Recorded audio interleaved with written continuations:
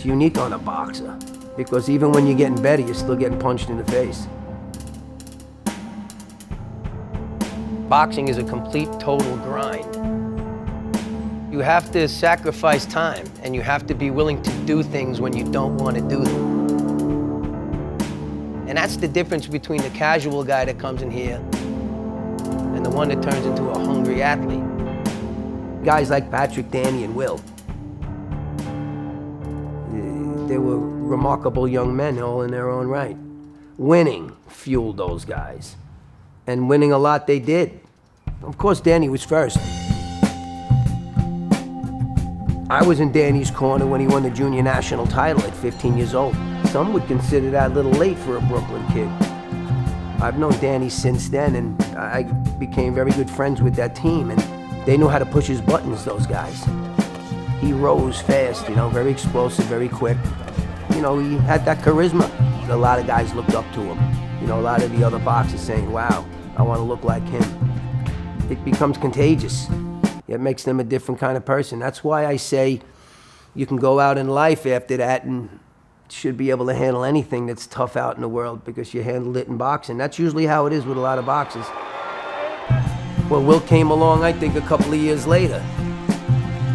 And he was a scrappy kid and he was starting to be noticed.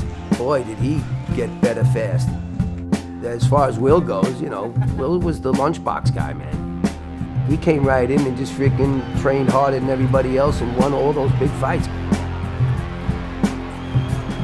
When you dominate 4 years in a row like that, you kind of proved your point. Patrick, he's the young kid coming up, and these guys are the guys that accomplished it already. And they're also the guys that carried themselves with respect and dignity, and that's what he was all about. Danny loved Patrick and always complimented him, and you couldn't wipe that smile off Patrick's face. Patrick looked up to Will as well. He admired the work ethic. His eyes were wide open watching those kids, man. Patrick wasn't just some kid I trained. He was a kid I watched grow up from the day he was born. I always had my garage door open. Every day, Mrs. Higgins, can I hit the bag? You mind? And my wife didn't mind. She knew that the house would be rattling with speed bags and the dishes are rattling.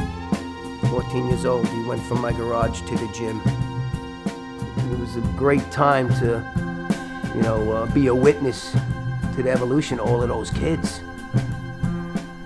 All the critics are like a spike in the heart, the ones that blame the trainer. But I can accept the responsibility.